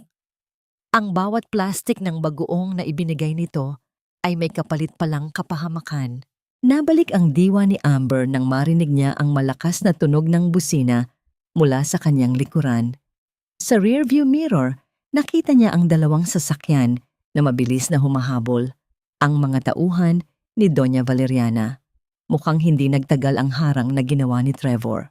"Yumuko kayo! Huwag kayong titingin sa labas!" Ang sigaw ni Amber sa mga bata. Ang kaniyang puso ay tumitibok ng napakabilis, tila nais nitong kumawala sa kaniyang tadyang. Pinabilis niya ang takbo ng sasakyan, ang kaniyang mga paa ay tila naging bahagi na ng makina sa tindi ng kaba. Sa gitna ng kalsadang napapalibutan ng matatayog na puno ng niyog, isang itim na sasakyan ang biglang humarang sa kanyang harapan. Dahilan upang bigla niyang itapak ang preno. Ang tunog ng mga gulong na kumakapit sa semento ay umalingaw-ngaw sa madilim na gabi. Bumukas ang pinto ng sasakyang nakaharang, ngunit hindi ito ang mga tauhan ng kanyang ina. Isang lalaki ang lumabas, basang-basa ng ulan. Ang kanyang polo ay may mga bahid ng dugo at dumi. Si Trevor. Hingal na hingal siyang lumapit sa bintana ni Amber.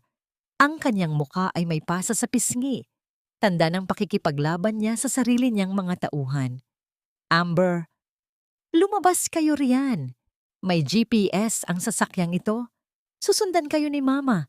Kahit saan kayo pumunta. Lipat kayo sa sasakyang ito. Bilis!" Nag-aalinlangan si Amber. Ang tiwala niya ay parang isang basong nabasag at hindi na kayang buuin pa. Ngunit nang makita niya ang mga ilaw ng paparating na mga humahabol, alam niyang wala na siyang ibang pagpipilian. Mabilis silang lumipat ng sasakyan. Binuhat ni Trevor ang dalawa sa mga bata. Ang kaniyang mga bisig ay tila nanginginig habang nararamdaman ang bigat at init ng katawan ng kaniyang mga anak sa unang pagkakataon.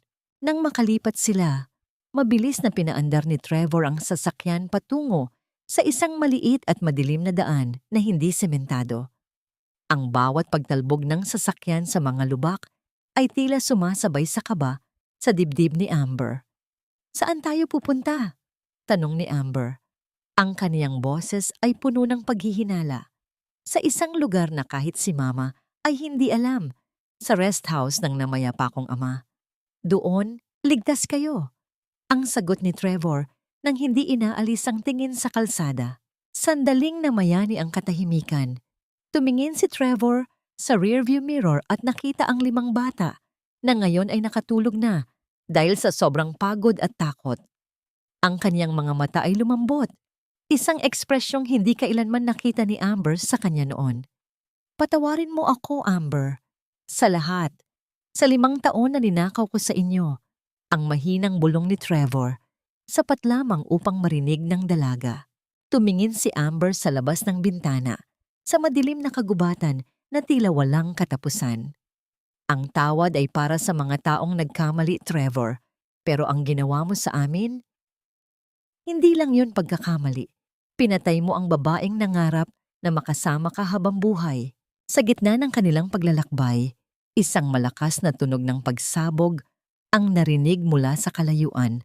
Ang sasakyang iniwan nila ay tuluyan nang sumabog matapos itong mabangga ng mga humahabol.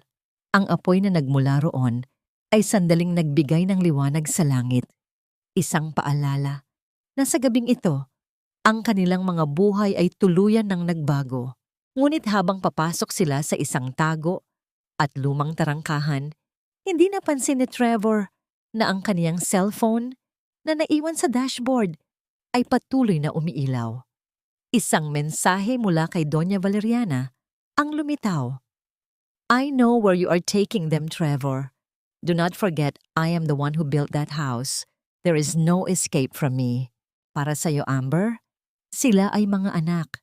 Pero para sa akin, sila ay mga barya sa isang laro ng kapangyarihan na hinding-hindi ko pananaloan hanggat suot ko ang apelidong ito. Ang boses ni Trevor ay halos isang bulong na lamang habang dahan-dahan niyang ipinaparada ang sasakyan sa harap ng isang luma at tila kinalimutang rest house sa gitna ng masukal na bahagi ng bundok sa Tanay. Ang Hacienda San Jose ay ang tanging lugar na hindi nagawang pakialaman ni Doña Valeriana dahil ito ang naging huling hantungan ng katuwaan ng ama ni Trevor bago ito pumanaw. Ang mga pader na gawa sa adobe ay nababalutan na ng mga baging at ang amoy ng basang lupa at lumot ay nanunuot sa loob ng sasakyan. Maingat na binuhat ni Trevor ang natutulog na si Leah. Ang kanyang mga galaw ay puno ng pag-iingat na tila ba may hawak siyang isang napakahalagang kristal na sa isang maling galaw ay maaaring mabasag.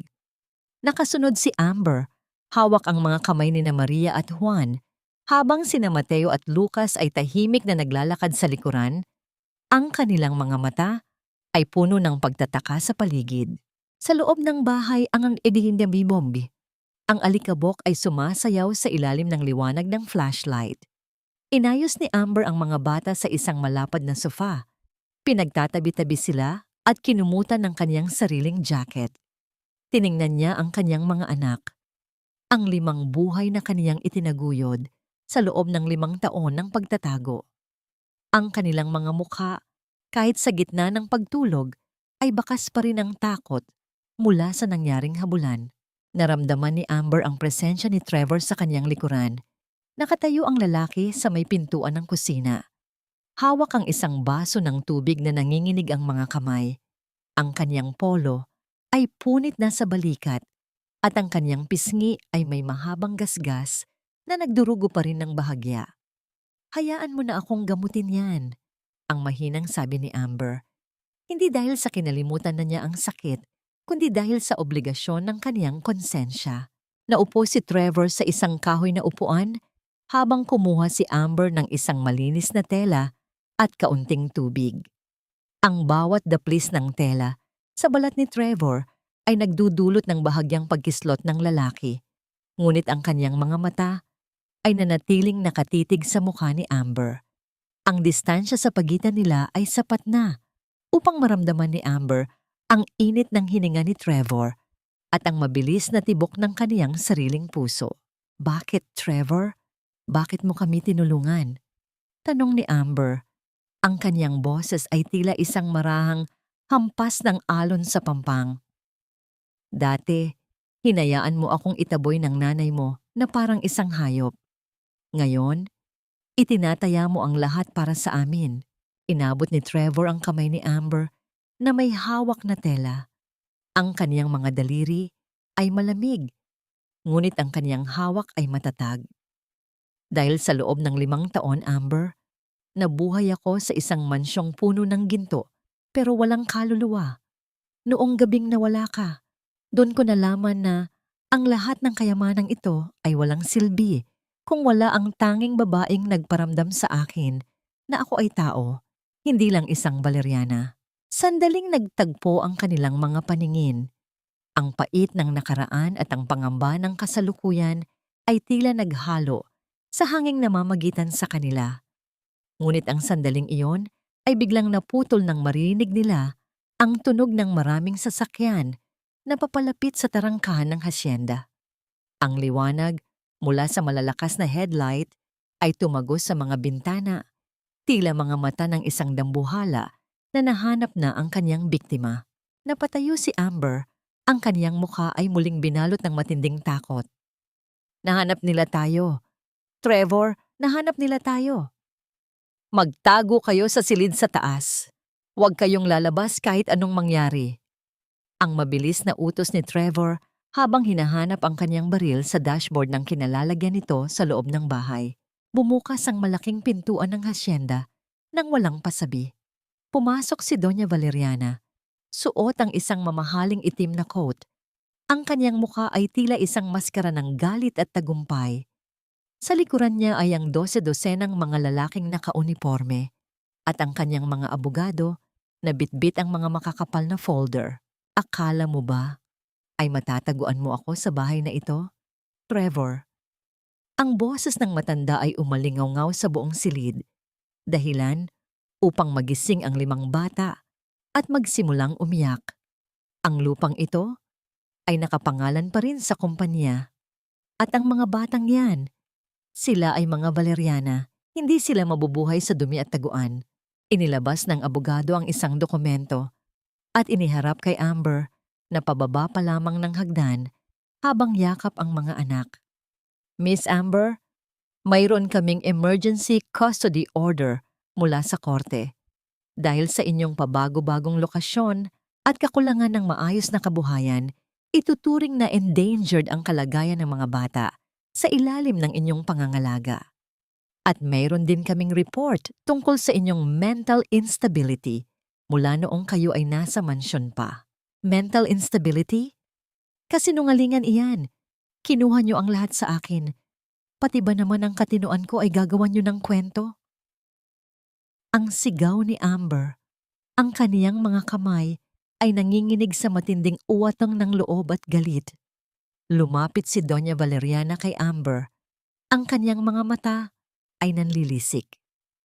Ibigay mo ang mga bata, Amber, o sisiguraduhin kong sa kulungan ang tuloy mo habang ang mga batang ito ay lumalaking hindi man lang alam ang pangalan mo. Tumingin si Amber kay Trevor, ngunit bago pa makapagsalita ang lalaki, isang pangkat ng mga tauhan ang humarang sa kanya at pilit siyang pinigilan. Ang mga bata ay nagsimulang hilahin ng mga nurse na dala ng matanda. Ang koro ng iyak ni Nalia, Maria, Mateo, Lucas at Juan ay tila pumupunit sa kalangitan ng gabing iyon. Ngunit sa gitna ng kaguluhan, isang maliit na bagay ang nahulog mula sa bulsa ni Doña Valeriana habang kinukuha niya ang kanyang panyo. Isang lumang susi na may nakaukit na pangalan na hindi kailanman narinig ni Trevor.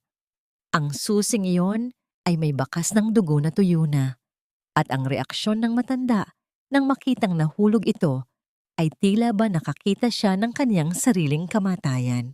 Ilayo niyo ang mga batang yan sa babaeng yan. Ngayon din, ang tinig ni Doña Valeriana ay pumunit sa gabi, mas matalas pa sa kidlat na gumuguhit sa kalangitan ng tanay. Ang bawat salita niya ay tila utos ng isang reynang walang awa, sapat na upang pakilusin ang mga tauhang nakauniporme.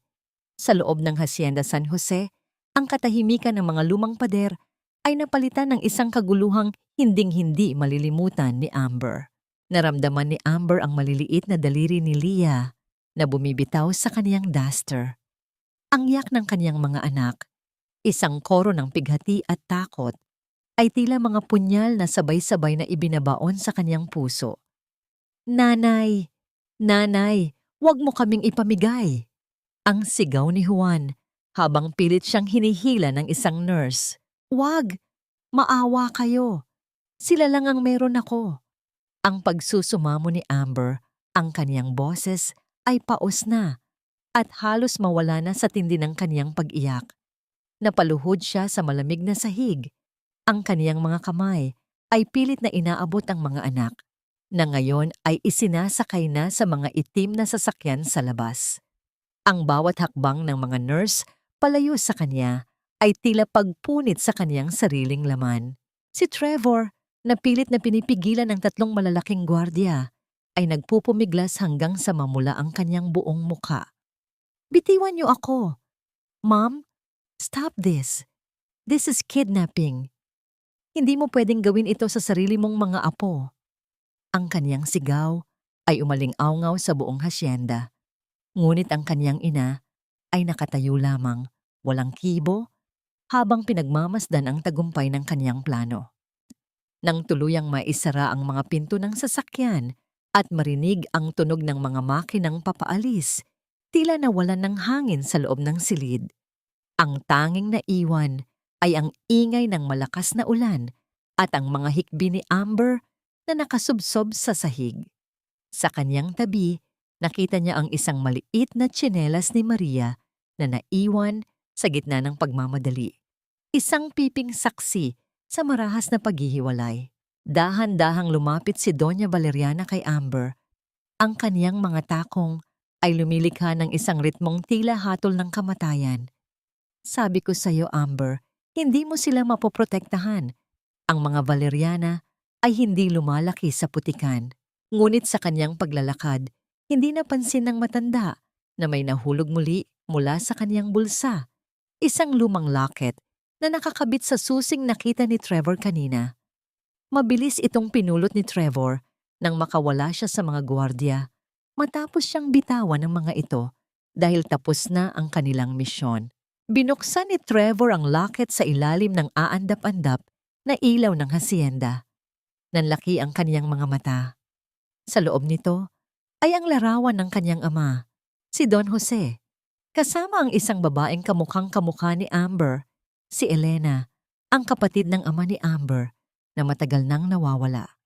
At sa likod ng larawan, may nakasulat na maikling mensahe, "The hacienda is for Elena's blood. Valeriana has no right." Ano ito, ma'am? Ang boses ni Trevor ay naging malamig. Isang uri ng kalamigan na mas nakakatakot kaysa sa galit. Elena? Bakit nasa iyo ang locket ni Elena? At bakit nakasaad dito na ang lupang ito, ang lahat ng ito, ay hindi sa iyo? Biglang namutla si Doña Valeriana. Ang kaniyang matikas na tindig ay tila biglang nanghina. Ang kaniyang mga kamay ay nagsimulang manginig habang pilit niyang inaabot ang locket. Ibigay mo sa akin yan, Trevor. Wala kang alam. Basura lang ang nakasulat dyan. Basura! Lumapit si Trevor sa kaniyang ina. Ang locket ay itinaas niya. Na tila ba ito ang ebidensya ng isang dekadang krimen? Kaya mo ba kami itinago rito? Dahil natatakot ka na, kapag nalaman ng mundo ang tungkol kay Amber, malalaman nila ang ginawa mong pagnanakaw sa pamilya nila? Na ang kayamanang ipinagmamalaki mo ay galing sa pagtataksil sa sarili mong asawa at sa pamilya ni Amber. Napatingin si Amber kay Trevor. Ang kanyang mga mata ay puno ng kalituhan sa gitna ng kanyang pighati. Ang bawat salita ni Trevor ay tila nagbubukas ng isang madilim na kabanata ng kanilang nakaraan na matagal nang ibinaon ng kanyang ina. Lahat ng ito, ang paghihirap ng tatay ko, ang pagkakasakit niya, ikaw ang may gawa? Ang mahinang tanong ni Amber habang dahan-dahang tumatayo, ang kaniyang mga mata ay nanlilisik na sa galit. Pinahirapan mo kami para lang hindi namin makuha ang nararapat sa amin. Sa labas, ang tunog ng mga sasakyan na nagdadala sa mga bata ay nawala na sa kalayuan. Ngunit ang tensyon sa loob ng Hacienda San Jose ay tila sasabog na. Si Doña Valeriana, na ngayon ay tila isang sugatang hayop, ay biglang tumawa ng mapait. At ano ang gagawin niyo? Wala kayong ebidensya kundi ang isang lumang papel. Ang mga bata ay nasa akin na. At bukas na bukas din, sisiguraduhin kong malilipat sila sa ibang bansa, kung saan hinding-hindi nyo na sila makikita. Ang kaniyang deklara, bago mabilis na tumalikod at naglakad patungo sa kaniyang sasakyan. Hindi ka makakaalis, ma'am, sabi ni Trevor habang inilalabas ang kaniyang cellphone. Dahil ang buong usapan natin mula kanina, ang pag-amin mo tungkol sa custody at ang locket, lahat yan ay narinig ng pulisya na kanina ko pa tinawagan bago tayo pumasok sa hacienda. Mula sa malayo, ang tunog ng mga bagong sirena ay nagsisimula ng marinig, papalapit sa hacienda. Ngunit ang kaba sa dibdib ni Amber ay hindi pa rin humuhupa. Kahit mahuli si Doña Valeriana, nasaan ang kaniyang mga anak? Nasaan ang 5 anghel na dinala na ng mga tauhan ng matanda sa isang lihim na lokasyon? Lumingon si Trevor kay Amber. Ang kaniyang mukha ay puno ng determinasyon. Hahanapin natin sila, Amber. Kahit sa dulo ng mundo, babawiin natin ang mga anak natin. Ipinapangako ko sa iyo, hinding-hindi na sila mawawalay sa iyo muli. Ngunit habang papalapit ang mga pulis, isang malakas na tunog ng pagharurot ng sasakyan ang narinig mula sa likuran ng hacienda. Isang sasakyan na hindi kasama sa convoy ni Doña Valeriana ang mabilis na lumalayo at sa loob nito, nakita ni Amber ang isang pamilyar na mukha. Si Aling Marites, ang traidor, na may hawak na isang bag na naglalaman ng mga orihinal na titulo ng lupa at, higit sa lahat, ang isa sa mga bata na hindi na isama sa unang convoy. Ang bawat pintig ng aking puso ay naging isang dalangin, isang sigaw sa langit na huwag hayaang ang kadiliman ng kahapon ay tuluyang lumamon sa liwanag ng aking mga anak. Ang kalsada patungo sa labas ng tanay ay naging isang ilog ng putik dahil sa walang tigil na buhos ng ulan. Sa loob ng sasakyan, ang bawat paghinga ni na Amber at Trevor ay tila nakikipag-unahan sa bilis ng wiper na pilit hinahawi ang malabong paningin sa kalsada. Sa unahan nila, ang pulang ilaw ng sasakyan ni Aling Marites ay tila isang mapanuring mata na nagniningning sa gitna ng dilim. Doon sa loob ng sasakyang yon, ang maliit na si Juan ay kasama ng isang babaeng nilamon na ng kasakiman. "Trevor, bilisan mo! Baka kung ano ang gawin niya kay Juan." Ang pagsusumamo ni Amber, ang kaniyang mga kamay ay mahigpit na nakakuyom sa kaniyang kandungan habang ang kaniyang mga kuko ay bumaon na sa kaniyang sariling palad. "Hindi ko siya hahayaang makalayo, Amber. Ipinapangako ko." Ang boses ni Trevor ay matigas, punong-puno ng determinasyong hindi matitinag. Pinitik niya ang manibela nang marahas ng magtangkang umiwas ang sasakyan sa harap sa isang matalas na kurbada. Ang tunog ng mga gulong na kumakapit sa madulas na semento ay umalingaw-ngaw sa kabundukan. Dahil sa bilis at takot, nawala ng kontrol ang sasakyan ni Aling Marites. Ang sasakyan ay dahan-dahang uminog, humahampas sa mga talahib at huminto sa mismong gilid ng isang malalim na bangin. Ang usok mula sa makina ay dahan-dahang humahalo sa malamig na hamog ng madaling araw. Mabilis na bumaba si Amber bago pa man tuluyang huminto ang kanilang sasakyan. Hindi niya alintana ang dulas ng putik o ang talim ng mga damo na humahapit sa kaniyang mga binti. "Juan! Juan, anak!" Ang kaniyang sigaw ay puno ng desperasyon.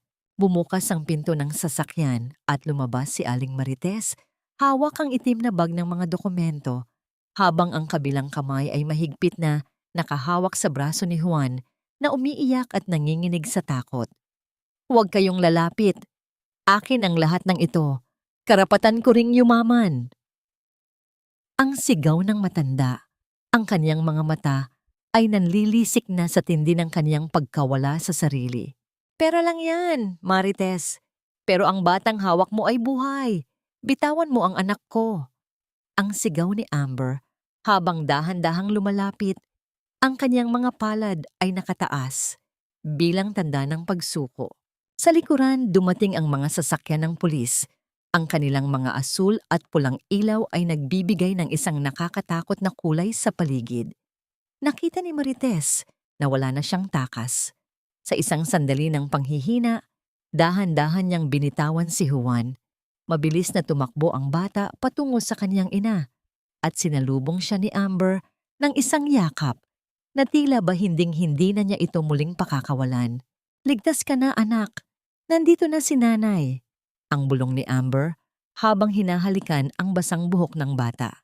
Kasabay nito, ang iba pang mga sasakyan ng pulis ay dumating dala ang 4 pang mga anak ni Amber, sina Mateo, Lucas, Maria at Leah. Ang mga tauhan ni Doña Valeriana ay naharang sa checkpoint na ipinagawa ni Trevor. Nang makita ng 5 magkakapatid ang isa't isa, ang kanilang mga iyak ng takot ay napalitan ng mga iyak ng katuwaan. Sila ay muling nabuo sa gitna ng ulan, isang pamilyang sinubok ng tadhana, ngunit hindi nagapi. Sa kabilang dako, nakita ni Amber si Doña Valeriana na inaalalayan ng mga pulis pababa ng sasakyan. Ang matanda ay wala na ang kanyang dating kakinangan. Ang kanyang buhok ay gulo-gulo at ang kanyang mga mata ay tila nakatitig sa kawalan. Ang selyo ng hustisya ay tuluyan ng tumama sa kanya. Sa kanyang harapan, si Trevor ay nakatayo, hawak ang locket at ang mga dokumentong nagpapatunay na ang lahat ng kayamanang kinalakihan niya ay pag-aari pala ng pamilya ni Amber. "Ma'am, tapos na ang laro. Ang lahat ng kinuha mo, ibabalik natin sa totoong nagmamay-ari." Ang malamig na sabi ni Trevor bago tumalikod sa kanyang ina. Lumapit si Trevor kay Amber at sa 5 bata. Ang kanyang mga mata ay nanunubig habang pinagmamasdan ang kaniyang buong pamilya. Dahan-dahan siyang lumuhod sa harap ni Amber, hindi alintana ang putik na kumakapit sa kaniyang tuhod. Amber, alam kong ang 1,000,000 patawad ay hindi sapat para sa 5 taon ng hirap na dinanas niyo. Pero bigyan mo ako ng pagkakataon na patunayan sa iyo na ang Trevor na nasa harap mo ngayon ay hindi na ang lalaking sumira sa puso mo. Hayaan mong ako naman ang magsilbi sa inyo. Ang kanyang boses ay nanginginig sa tindi ng emosyon. Tumingin si Amber sa kaniyang mga anak na ngayon ay isa-isang lumalapit kay Trevor. Ang kanilang maliliit na kamay ay dahan-dahang humahawak sa balikat ng lalaki. Nakita niya ang pag-ibig sa mga mata ng kaniyang mga anak. Isang pag-ibig na hindi kayang burahin ng anumang kontrata o pera. Hindi para sa akin, Trevor. Para sa kanila. Ang sagot ni Amber habang iniaabot ang kaniyang kamay upang tulungang tumayo ang lalaki. Ang init ng kanilang mga palad na muling nagtagpo ay tila isang hudyat na ang mahabang gabi ng kanilang paghihiwalay ay tapos na. Habang sumisikat ang araw sa likod ng mga bundok ng Tanay, ang liwanag nito ay dahan-dahang tumatama sa Hacienda San Jose. Ang mga pader nito ay hindi na magsisilbing bilangguan, kundi isang tahanang muling mapupuno ng tawanan ng 5 anghel at ng isang pag-ibig na nahanap ang kaniyang daan pabalik sa katotohanan. 10 taon na ang lumipas mula nang ang madilim na ulap ng Hacienda San Jose ay napalitan ng liwanag at mga kanta ng ibon sa bawat umaga. Ang mga pader ng adobe na dati ay saksi sa pighati at marahas na paghihiwalay ay nababalutan na ngayon ng mga kulay rosas na bulaklak ng bougainvillea. Ang amoy ng basang lupa at lumot ay napalitan na ng bango ng sariwang kape at bagong luto na bibingka. Isang paalala sa nakaraang hinding-hindi kinalimutan ni Amber, ngunit ngayon ay hindi na nagdudulot ng sakit. Sa malawak na hardin, ang tawanan ng 5 kabataan ay umaalingaw-ngaw. Sina Mateo, Lucas at Juan ay matitikas na at tumutulong na sa pamamalakad ng lupain na ngayon ay muling naging produktibo. Sina Maria at Lia naman ay naging mga dalagang may taglay na talino at ganda, na kaisa-isa sa kanilang hilig ang pagpipinta at musika. Ang 5 anghel na dati ay nagtatago sa likod ng kupas na duster ay ngayon ay malaya ng lumilipad patungo sa kani-kanilang mga pangarap. Nakatayo si Amber sa balkonahe. Suot ang isang payak ngunit eleganteng puting bestida. Ang kanyang mga mata ay wala na ang bakas ng takot. Tanging kapayapaan na lamang ang nananahan doon. Hinahaplos niya ang gintong locket na nakasabit sa kanyang leeg. Ang locket na naging susi sa pagbawi ng kanyang dangal at sa katotohanan ng kanyang pamilya. Naramdaman niya ang isang pares ng matitigas na bisig na yumakap sa kanya mula sa likuran. Isinandal ni Trevor ang kaniyang baba. Sa balikat ni Amber, ang kaniyang hininga ay mainit at puno ng pagmamahal. "You're thinking too much again, my queen," bulong ni Trevor. Ang kaniyang boses ay puno ng tamis na tanging para kay Amber lamang inilalaan. Napangiti si Amber at hinawakan ang mga kamay ng asawa. "Iniisip ko lang kung gaano tayo kapalad, Trevor, na sa kabila ng lahat ng bagyo, nahanap natin ang daan pabalik sa isa't isa." Hinarap ni Trevor si Amber at hinawakan ang kanyang mukha. "Hindi lang tadhana ang nagdala sa atin dito, Amber. Ang tatag mo, ang pagmamahal mo sa mga bata. Iyon ang nagligtas sa atin. I will spend the rest of my life making sure you never cry a tear of pain again." Marahang idinikit ni Trevor ang kanyang noo sa noo ni Amber. Sa gitna ng katahimikan ng hapon, ang kanilang mga puso ay tumitibok sa iisang himig. Isang himig ng pasasalamat at wagas na pag-ibig. Sa isang tago at tahimik na bahagi ng isang kumbento sa malayo, si Doña Valeriana ay nananatiling nag-iisa. Ang kanyang kayamanan ay wala na, at ang tanging kasama niya ay ang kaniyang mga pagsisisi. Ang hustisya ay hindi lamang nagmula sa korte, kundi sa katotohanang nakikita niya mula sa malayo ang kaligayahan ng buwan ng pamilyang pilit niyang sinira. habang siya ay nananatiling anino ng kanyang sariling kasakiman. Habang ang araw ay dahan-dahang lumulubog sa likod ng mga bundok ng Tanay, naglakad ang buong pamilya patungo sa hapagkainan. Walang mga abogado, walang mga bodyguard at walang mga kontrata. Tanging ang pagmamahal na sinubok ng panahon ang nagsisilbing pundasyon ng kanilang tahanan. Ang kwento ni Amber ay hindi lamang tungkol sa isang babaeng naghirap at nagtagumpay. Ito ay isang paalala na ang tunay na kayamanan ay hindi nasusukat sa dami ng ginto o lawak ng lupain, kundi sa tibay ng isang inang handang ibuwis ang lahat at sa isang lalaking natutong magpakumbaba upang mahanap ang tunay na kahulugan ng pagiging tao. Ang Hacienda San Jose ay hindi na lamang isang ari-arian. Ito ay naging simbolo ng pagsibol ng bagong pag-asa mula sa mga abo ng nakaraan. Isang patunay na hanggat may pagmamahal at katotohanan, ang bawat sugat ay may kakayahang maghilom at ang bawat dilim ay palaging may kasunod na liwanag.